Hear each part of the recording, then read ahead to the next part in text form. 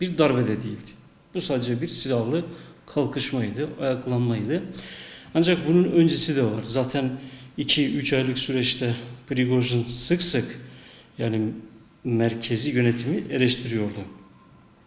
İşte Savunma Bakanı Sergey Shoigu olsun veya yine Gerasimov olsun, Genelkurmay Başkanı Gerasimov olsun, Kremlin bunları sık sık eleştiriyordu. Bunların doğru yapmadığını, halkı yanlış bilgilendirdiğini, aldattığını sık sık dile getiriyordu. Mesela diyordu ki bir sabah kalkacağız, bakacağız Kırım Ukrayna'nın elinde, bunu söylüyordu. Özellikle Bahmut'ta çok sayıda kayıp vardı. Bu kayıpları yakından görüyordu. Bu açıdan sık sık Moskova'yı, Kremlin'i eleştiriyordu. Peki Putin bunu bilmiyor muydu? Putin şöyle bir şey, bu aralar mesela Der Spiegel gazetesi de yazıyor. Diyor ki Putin yönetimi diyor aslında bu ayaklanmayı biliyordu. Onu söylüyor. Yine aynı şekilde ABD'nin istihbaratı da biliyormuş. Washington Post gazetesi mesela yazıyor. ABD'nin istihbaratına göre yani bu ayaklanma Haziran ayı ortalarında planlanmış. Normalde Washington Post gazetesi böyle bir bilgi geçiyor. Hatta şu da var. Putin mesela o gün, yani ayaklanmanın yaşandığı gün kendi özel devlet uçağıyla Putin'in Vnukovo havaalanından Petersburg'a gittiği de söyleniyor. Böyle bir durum da söz konusu. Bu ayaklanma dediğim gibi sadece Prigojin'in başında olduğu son derece böyle sınırlı bir ayaklanma olmayabilir. Arkasında farklı dinamikler de olabilir. Bunu ben kendi şahsi fikrim olarak söylemiyorum. Bu aynı zamanda Rusya'da birkaç tane analist var, uzman var. Onlar da bunu söylüyorlar. Tahmin olarak tabii söylüyorlar. Mesela arkasında bazı oligarkların olabileceğini söylüyorlar. Putin karşıtı, Putin'in mevcut şu an askeri politikasından, bu savaş politikasından rahatsız olan bazı oligarkların olabileceği söyleniyor. İsimleri verebiliriz mesela. Bunlardan bir tanesi şu an Mihail Friedman var. Friedman özellikle bu yaptırımlarda çok zarar gördü. Bir de yine Hodorkovski şu an yurt dışında ama ciddi bir lobicilik yapıyor. Hem yurt dışında olsun hem de Rusya içerisinde Putin karşıtı önemli bir karşı propaganda yapıyor. Yine İlya Yashin var. Şu an kendisi cezaevinde. O da bir oligark. Aslında Prigojin'in kendisi de bir oligark. Yani sadece Wagner'in başında basit bir kişi değil. Onun da önemli bir serveti var ve bu savaştan tabii ki beklentileri var. Yani savaş konusunda Ukrayna'nın orada ilerlemesi demek, Prigojin'in de ilerleyen süreçte kendi servetinde zarar görmesi demektir. Yani bu tür savaşlara bazen sınıfsal zaviyeden bakmak gerekebilir. Marksist zaviyeden bakmak gerekebilir. Biz bu kadar yüzeysel ve sembolik bakamayız. Peki sonraki süreçte ne oldu? Yani Prigojin işte ordusuyla birlikte Rostov'a gitti. Rostov'da çok kolay bir şekilde kendi kontrol altına aldı. Almasının sebebi Rostov çünkü Wagner'in de kampıydı. Yani orada daha çok mevzilenen bir özel silah şirketiydi. O yüzden çok kolay ilerledi. Ancak burada şöyle bir soru işareti var. Rostov halkı mesela tepki göstermedi. Bu tuhaftı. Yani saatler ilerledikçe Rostov halkının biz Wagner'e veya Prigojin'e herhangi bir şekilde tepki göstermediğini gördük. Bu biraz düşündürücü. Hatta şu anda Rus kamuoyunda tartışılıyor. Çünkü Putin bu savaşta ne yaratmıştı? Patriotizm yaratmıştı. Yani eski Osmanlıca deyimiyle hamiyet yaratmıştı. Bir vatanseverlik. Çünkü ona destek veren çok sayıda dinamik var. Yani sosyalistler, komünistler, milliyetçiler, liberaller her cenahtan destek alarak bu savaşı başlattı. Dolayısıyla Rus halkında öyle bir patriotizm yaratmıştı. Yani deyim yerindeyse putlaşmıştı. Yani huşu içinde, Rus halkının huşu içinde eğildikleri bir puta dönmüştü bu savaşta. Prigojin'in bu hareketi aslında bu putu şu an bir nevi tartışılır hale getirdi. Yani bir ikonoklazm burada yaşanıyor diyebiliriz. Put karşıtlığı, putların o kutsallığına karşıtlık söz konusu diyebiliriz. Sonraki süreçte tabii ki ne oldu? Prigojin ilerlemeye devam etti. İşte Lipetsk'te, Voronezh'te Moskova'ya doğru yürüyüşünü sürdürdü. Bu arada tabii bazı zararlar verdi Rusya'ya, Rusya Silahlı Kuvvetleri'ne. 2-3 helikopteri mesela düşürdü. İşte 15-20'ye yakın Rus pilotunun öldürüldüğü söyleniyor. Peki bu noktada bizim beklentimiz neydi? Yani biz araştırmacılar veya işte uzmanlar şunu düşündük hemen o saatlerde çatışmanın olacağını düşündük. Fakat çatışma olmadı. Bu son derece şaşırtıcıydı. Açıkçası ben şahsen şunu beklemiyordum. Yani acemi katırın yükü evin önünde bırakacağını tahmin etmemiştim. Acemi katır izlenimi verdi orada Prigojin. Öyle bir izlenim verdi ve kısa sürede ne oldu? İşte Lukashenko ile bazı müzakereler yapıldı ve Lukashenko'nun aracılığıyla Prigojin Belarus'a gitti. Bu durum neler yarattı? Bu durum şu kalkışma Putin'in tabii ki moralini bozdu. Rus halkının da moralini bozdu. Özellikle cephede savaşan askerin moralini daha fazla bozmuştur. Bu tür durumlarda savaşın bu kadar zirve yaptığı yerde merkez çünkü emirler verir, asker yerine getirir. Şimdi eğer merkez hapşırırsa asker zatürre olur. Böyle bir durum olur bu savaşlarda. Prigojin bunu etkiledi. Buradaki döngüyü, korelasyonu etkiledi. Her şeyden öte özellikle oradaki kurumlara olan güveni sarstı. Hangi kurumlar onlar? İşte Rusya Savunma Bakanlığı, bir diğer Genelkurmay Başkanlığı, en ötesinde de Putin. Çünkü ordunun şu an başında Putin var. Başkomutan o. Sonuçta bu iki kurum Putin'den bağımsız karar vermezler. O cephedeki hatalar veya cephede yaşanabilecek herhangi bir eksiklik sadece biz Sergey Shoigu'ya aittir veya Gerasimov'a aittir diyemeyiz. Burada Putin'in de payı var. Dolayısıyla Prigojin burada Putin'i de hedef almıştır. Yani ben bakıyorum uzmanlar diyorlar ki Putin burada hedefte değildi ama bana göre hedefteydi. Kasıtlı olarak ateş ediyordu Prigojin. Yani burada biz ironik olarak söyleyelim. Evet Putin'i ıskarlıyor gibi gözüküyordu ama telmihte bulunuyordu. Yani zımnen orada aslında Putin'i kastediyordu. Güven kaybı yarattı. Halkta şu an artık bu kurumlara, Putin'e ve Genelkurmay Başkanı'na bundan sonraki süreçte savaş açısından söylüyorum herhangi bir güven, daha doğrusu güven olacak ama sarsıldı. Şimdi güven nasıl bir şeydir? Aynen ruh gibidir. Ruh eğer bedenden ayrılırsa geri gelmez. Bu tür savaşlarda da böyledir. Güven bir kere sarsıldı mı onun onarılması artık pek mümkün değil. Şimdi peki bundan sonra ne olacak? Wagner üzerinde nasıl bir rejim uygulanacak? Anlaşmanın içerisinde neler var? Anlaşmaya baktığımızda işte Wagner'in güvenlik garantisi verilmiş kendisine. Yani dokunulmayacak. Ve tabii ki Prigojin'le ilgili de bazı soruşturmalar başlatılmıştı. Durduruldu hepsi. Benim bildiğim Putin'de şöyle bir şey var. Hubris sendromu var. Yani aşırı derecede gurur var kendisinde ve karşındaki kişiyi küçümseme var.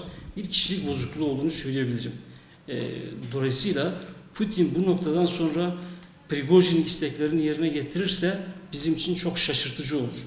Yani neydi onun istekleri? İşte Sergey Shoigu görevden alınsın. Gerasimov görevden alınsın. Putin bunu yapar mı? Benim bildiğim Putin yapmaz. Yaparsa da şaşırtıcı olur diyebilirim. Ukrayna Savaşı'nı bu etkiler. Yani özellikle Ukrayna son aylarda yani Eylül 2022'den bu yanadır ki Ukrayna artık o sahada ileri bir taarruz halinde. Yani sürekli Rus ordusunu geri iten bir konumda. Ve çok sayıda da silah sevkiyatı oldu. Önemli tanklar gitti. Yani Avrupa'dan olsun, Amerika'dan olsun, işte Leopard'lar, Challenger'lar, Abrams'lar gibi tanklar gitti. Bunun dışında Patriot'lar gönderildi. Hava savunma sistemi oluşturuldu. İşte yine Almanya Irish T diye bir hava savunma sistemi gönderdi. Yani ileri seviye, ileri teknoloji silahlar şu an Ukrayna'nın elinde. Eskisine göre Rusya Ukrayna'da çok güçlü değil. Yani hava sahası yani son dönemlerde havadan saldırılar yapıyordu. İşte Kinjallarla, İskenderlerle. Fakat artık bundan sonra onlar da çok caydırıcı olmayacak. Çünkü hava sistemi, savunma sistemi Ukrayna'nın eskisine oranla daha güçlü. Onu söyleyeyim. Bu son olay tabii ki Ukrayna'ya biraz daha moral verdi. Zaten son günlerde hem Donetsk'te hem de Lugansk'ta önemli çatışmalar oluyor. Ben ilerleyen süreçte, ilerleyen aylarda Rusya'nın o sahada çok zorlanacağını düşünüyorum. Nasıl ki Herson bırakıldıysa Donetsk ve Lugansk gibi kentleri de bırakmak zorunda kalacak ama çok ağır kayıplar verecek, çok ciddi asker kaybı olabilir. Dolayısıyla burada cephe gerisinde Rusya'nın kurumlar arasında, halkla kurumlar arasındaki bağı daha da çatlatabilir.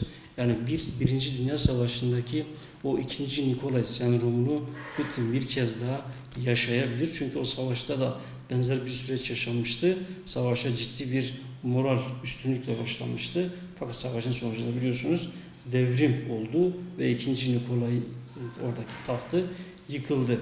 Ve Ukrayna'da da ben böyle bir şey bekliyorum. Normalde Ukrayna'nın pek Kırım hedefi yoktu. Fakat ben son günlerde Ukrayna Savunma Bakanlığı'nın açıklamalarına bakıyorum. İşte Alexey Reznikov bir açıklama yapmıştı 3-4 gün önce. Hedefimiz kesinlikle Kırım derdi. Hatta doğum günümü bile orada kutlayacağını söyledi bir yıl sonra. Yani bu kadar bir süre de veriyor bir yıl içerisinde. Bir yıl içerisinde Kırım'a kadar giderler mi bilinmez ama ilerleyecekler. Kırım'a kadar giderlerse de ne olur? Rusya tarafı taktik nükleer silahlara da başvurabilir. Yani savaş daha da derinleşip dünyayı farklı kamplara ayırabilir. Öyle bir hassasiyeti var. Ukrayna Savaşı tabii eğer derinleşirse, bahsettiğimiz bu süreç işlerse, yani Donetsk'te, Lugansk'ta Rusya'nın oradaki otoritesi sarsılırsa, olası bir durumda Karadeniz'de Kırım kaybedilirse iki şekilde etkiler. Birincisi taktik nükleer silah kullanılırsa bu zamanda bir nükleer savaşa döner. Zaten nükleer savaşta biliyorsunuz artık dünya farklı bir kaosa doğru sürüklenir. Farklı bir keşmekeş yaşanır. Bunun Orta Doğu'ya yansıması, yani nükleer savaş çıkmazsa nasıl olur? Yani Rusya bütün bu toprak kayıplarını kabul edip de bir barış anlaşması imzalarsa Ukrayna'yla, tabii ki Rusya Orta Doğu'da bence daha da zayıflar. Yani Putin, çünkü oradaki toprak kayıplarından sonra Putin iktidarı da zayıflayacaktır. Artık şöyle bir denklem ortaya çıkıyor. Putin ne kadar zayıflarsa özellikle Rojava bölgesi biraz da nefes alır gibi duruyor. Çünkü şu anki resmi devlet politikası artık Putin oradaki özel bölgeyi yasa dışı bir yönetim birimi olarak görüyor ve kesinlikle Şam yönetiminin patronajı altına girmesini istiyor. Yani o ulus devletin içerisinde eritilmesini, absorbe olmasını istiyor o özerk yönetimin. Çünkü her defasında şunu söylüyor, yani özerk yönetim ABD'nin güdümündedir, Batı'nın güdümündedir, onlara hizmet ediyor. Bu suçlamada bulunuyor, ancak oradaki özerk yönetim zaten tekrar bunu beyan etmişti. Ne söylemişti? Yani biz bütün güçlerle masaya oturmaya hazırız demişti. Diyaloğa, barışa, müzakereye hazırız demişti. Hatta özerk yönetimin her zaman kendine ait bir geleceğe dair projesi de var. Yani Suriye'nin selameti için ne diyordu? Biz yeni bir anayasa yapalım, daha çoğulcu bir anayasa yapalım, demokratik bir anayasa olsun, işte eşit yurttaşlık olsun, tefriki ve zayıf, yani orada bir self determinasyon olsun diyor özerk yönetim. Aslında Rusya bütün bu kavramlara çok uzak biri değil. Çünkü Rusya'da da federatif bir sistem var. Çok sayıda özerk cumhuriyet var, özerk bölge var. Putin bunu bilmiyor değil. Yani normalde Suriye'de de bu yönetim biçiminin, bu idare tarzının uygulanması mümkündür. Ama ne yapıyor? İşte ABD'ye karşı bir egemenlik savaşı verdiği için Rojava'yı da şu an ABD'nin safında görüyor ve bu açıdan da sık sık oradaki hava saldırılarında Türkiye'yi kullanıyor. Erdoğan yönetimini adeta bir üzengi ağası gibi kullanıyor. Bunu söyleyebiliriz Putin yönetimi.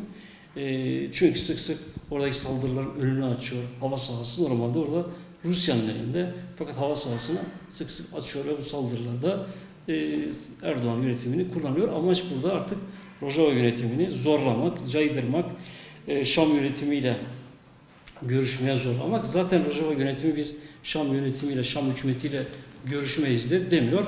Ama Moskova'nın hayalindeki yönetim modeli Rojava'nın hayalindeki yönetim modeliyle aynı değil. Putin orada tamamen bir ulus devlet istiyor. Kesinlikle statü olmasın diyor. Kürtler herhangi bir statüye sahip olmasın diyor. Tabii ki Rojava'da sadece Kürtler de yok. Süryaniler var, Araplar var. Hepsi artık orada kantonal bir sistem inşa etmişlerdir. Ve bu sistemin de o bölgeye barış getireceğini söylüyorlar. Bu açıdan da tüm taraflarla da görüşmeye her zaman hazır olduklarını dile getiriyorlar. Evet, şimdi şöyle, bu neye yol açar? Özellikle biz Rusya-Türkiye ilişkilerine de biraz bakabiliriz. Şimdi Rusya'nın tabii Türkiye'de çok yatırımları var. Türk akımı projesi olsun ve Akkuyu nükleer enerji projesi olsun. Bunlar çok dev projeler. Ciddi beklentileri var bu projelerden. Önümüzdeki süreçte orada bir artı değer sağlayacak rant politikası da var zaten. Türkiye akımı projesi üzerinden ne yapacak? Hem Bulgaristan'a, Yunanistan'a, Sırbistan'a, Avusturya'ya gaz ulaştıracak ve bunun üzerinden zaten şu an halihazırda bu proje yürüyor.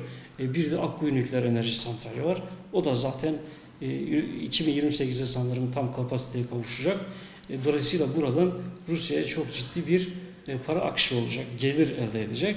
Bu açıdan Rusya'nın ve Putin'in bu tür kalkışmalarda maruz kaldığı bütün o gerginlik veya işte sinir bozukluğu, bütün yaşamış olduğu o disonans ne yapacaktır? Türkiye'yi de etkileyecektir. Türkiye'ye olan ilişkilerini de etkileyecektir. Mesela en son kalkışma esnasında şunu söyleyeyim. Aynı gün Putin'in yanı başında onu destekleyen tırnak içerisinde müzahirlerinden biri Vladimir Potanin isimli bir oligark tabi iddia ediliyor uçağıyla mesela Türkiye'ye gelmiş. Önemli. Daha öncesinden yine bir şey söylemişti. Mobilizasyon yani seferberlik kararı verildiğinde Sergey Shoigu'nun oğlu Danil Shevunov yine Türkiye'ye geldi. Yani Türkiye'yi bir sığınak olarak da görüyorlar. Bir ilticagah olarak görüyorlar. Bu tür ortamlarda, kargaşa ortamında. Yani Türkiye, Rusya için her zaman şu an Rusya'ya nefes aldıran bir penceredir. Bu açıdan önemli. Putin'in orada yaşayacağı en küçük bir iktidar zayıflığı Erdoğan'ı da etkiliyor. Zaten o kalkışma günü eğer siz de hatırlarsanız ne yaptı? Putin'i aradı, dedi ki desteğim seninle, gerekeni yapabiliriz dedi. Bu artık şunu gösteriyor. Bir otokrasi kulübü var ve birbirlerine tamamen bağlılar. Domino taşı gibi. Olası bir kalkışmada, olası bir direnişte ne olacaktır? Bu kulüp dağılabilir. Her zaman bu kulübü orada güçlü tutmaya çalışıyorlar. Çünkü aynı süreç daha öncesinden Kazakistan'da da olmuştu. Nursultan Nazarbayev'e karşı. Bu tür durumlarda yine söylüyorum hepsinin refleksleri bellidir. O otokratik bütünlüğü korumaya çalışıyorlar. Kendi gelecekleri için.